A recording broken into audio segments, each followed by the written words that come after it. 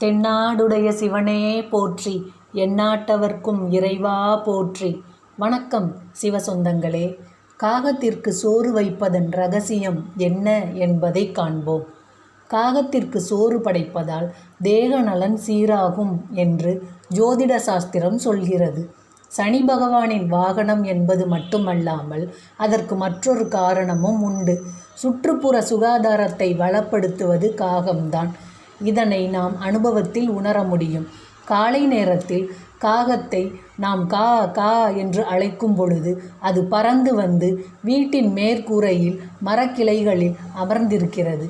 அதன் பார்வை பல்லி, பாச்சை, எலி போன்ற இறந்து கிடந்தால் அவை கொத்தி தின்று அப்புறப்படுத்துகின்றது.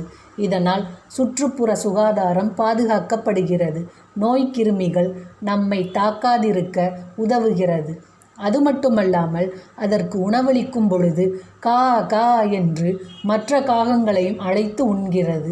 அந்த ஒற்றுமையை பார்க்கும் பொழுது நாமும் ஒற்றுமையாக இருக்க வேண்டும் என்ற எண்ணம் நமக்கு வருகின்றது.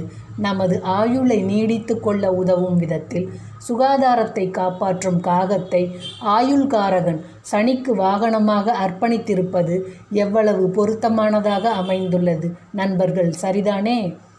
இந்த தகவல் உங்களுக்கு பிடித்திருந்தால் நமது சேனலை சப்ஸ்கிரைப் பண்ணுங்கள், உங்கள் நண்பர்களுக்கும் ஷேர் பண்ணுங்கள், லைக் பண்ணுங்கள்.